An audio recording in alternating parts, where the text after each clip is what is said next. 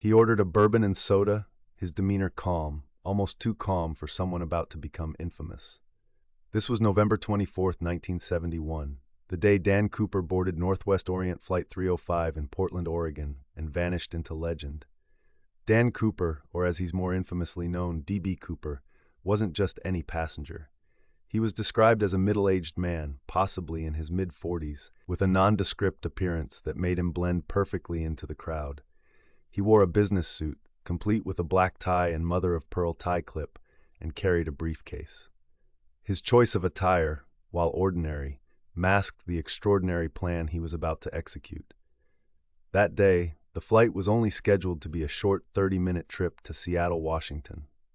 The crew and passengers, around 36 in total, had no idea that their routine flight would soon be embroiled in a case that would baffle the FBI for decades. Cooper sat quietly in his assigned seat, 18C, by the window, giving nothing away to those around him.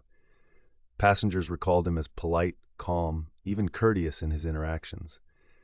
He lit a cigarette, as was allowed back then, and took a few puffs, exuding an air of quiet confidence.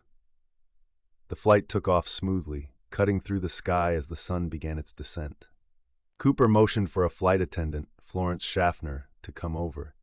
He handed her a note, which she slipped into her pocket, assuming it to be another mundane flirtation from a passenger. But Cooper leaned in and whispered, "Miss, you better look at that note.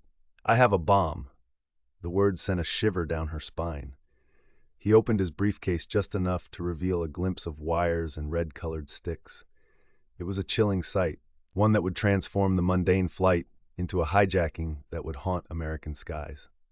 Florence quickly relayed the threat to the cockpit. The pilots, realizing the gravity of the situation, immediately contacted air traffic control. The message was clear: comply with the hijacker's demands.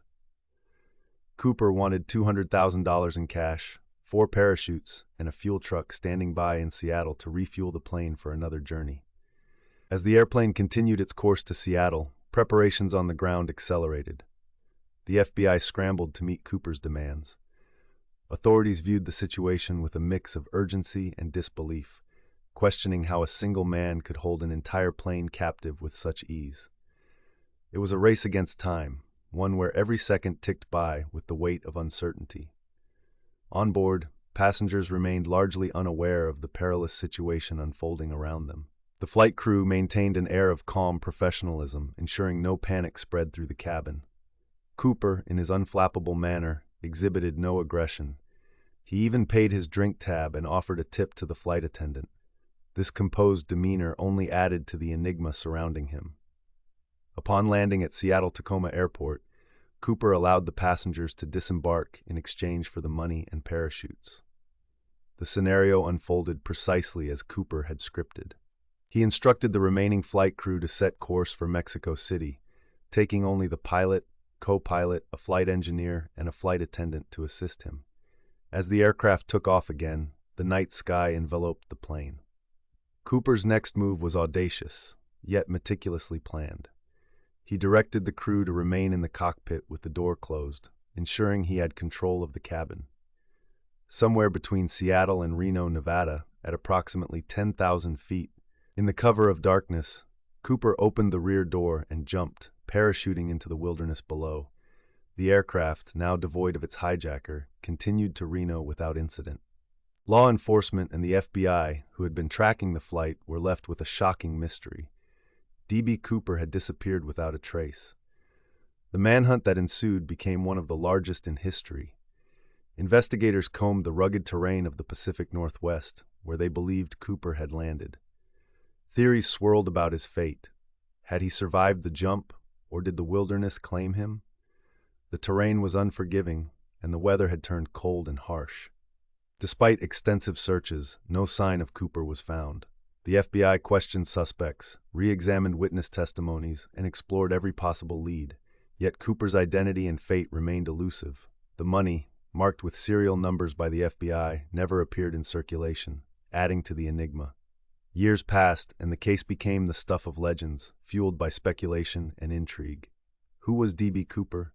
How did he manage such a daring escape? And most importantly, was he still alive? The world remained captivated, but answers were scarce. What investigators would later uncover deepened the mystery further. We'll explore that next. The investigation into D.B. Cooper's disappearance was relentless. FBI agents dubbed it NORJAC, short for Northwest Hijacking, and poured resources into piecing together Cooper's identity and fate. Hundreds of leads funneled in, each scrutinized with the desperation of solving a puzzle missing its centerpiece. The FBI compiled a list of over 800 potential suspects, yet none matched Cooper's unique audacity and skill. Witness testimonies painted a mixed picture. Cooper's calm demeanor contradicted the image of a man about to commit a high-stakes crime. His politeness and control made him appear almost gentlemanly, creating a discordant narrative against the backdrop of his felony. Yet one detail from Florence Schaffner's recollection stood out. A rewatch moment likely burned into her memory. She recalled how Cooper meticulously counted each parachute and bundle of cash, an indication of his resolve and precision, suggesting military or skydiving experience. The physical evidence, however, was scant. The tie Cooper left behind, adorned with a mother-of-pearl clip, was analyzed for DNA decades later, yielding partial profiles but no concrete matches. The serial numbers of the ransom money remained in a database, but no bills surfaced for years. Until, in 1980, a family on a beach by the Columbia River stumbled upon a decaying stack of $20 bills. The numbers matched the ransom, sparking renewed interest and debate. How did they get there? Was it a deliberate plant or an accident during Cooper's escape? As investigators scoured the rugged terrain of Washington and Oregon, they found a perplexing lack of evidence. No parachute traces, personal effects, or additional cash appeared. Each lead seemed to vanish into the thick, unyielding forests. This environment posed a daunting challenge, treacherous, vast, and cloaked in an often impenetrable veil of fog and rain. Amongst the myriad of suspects, one name repeatedly surfaced: Richard Floyd McCoy. A Vietnam veteran, he executed a similar hijacking months after Cooper's disappearance. McCoy's modus operandi mirrored Cooper's almost precisely. The same demands for money and parachutes, the same mid-air jump. However, evidence ultimately refuted his involvement in the original skyjacking. McCoy had an alibi for November 24, 1971, and his physical description diverged from witness accounts of Cooper. Other suspects included Kenneth Christensen, a former paratrooper and Northwest Orient employee. His brother later claimed Christensen had confessed to being Cooper on his deathbed, citing a lifetime of secrecy. Yet, inconsistencies in Christensen's age and physical appearance muddied the waters. No definitive evidence tied him to the hijacking, leaving him another tantalizing but ultimately inconclusive lead. The FBI's exhaustive efforts led to dead ends, but in 2007, an unexpected rewatch moment reignited public fascination. A group of amateur sleuths, known as the Cooper Research Team, claimed to have found new evidence: a parachute strap and a piece of foam in the wilderness. Despite initial excitement, the items proved unrelated to the skyjacking. Still, their discovery underscored the enduring allure of Cooper's escapade. Then came the major reveal: a bombshell that sent shockwaves through the case. In 2016, forensic experts reanalyzed Cooper's tie using advanced technology. They discovered rare earth elements, titanium and cerium, embedded in the fabric.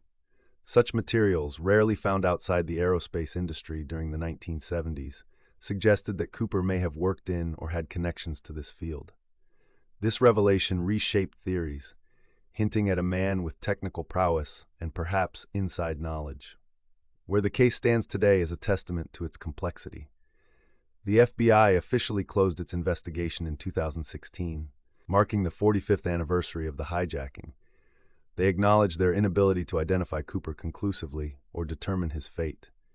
Yet the case remains open to speculation among amateur detectives and true crime enthusiasts worldwide. The found ransom money, the rare elements on the tie, and the enduring mystery of Cooper's survival continue to fuel endless debates. Was D.B. Cooper an aerospace insider, leveraging industry secrets to execute his daring plan? Did he perish in the wilderness, becoming one with the vast echoing forests, or did he walk away, blending back into the anonymity from which he sprang? The haunting question lingers: how could a man disappear so completely, leaving only questions and legend in his wake? In the annals of unsolved mysteries, D.B. Cooper's skyjacking endures, an enigma that defies resolution. The final line of the case remains unwritten, beckoning one last glance over the shoulder, a reminder of the shadows that cloak human ambition and the unknown depths of darkened skies.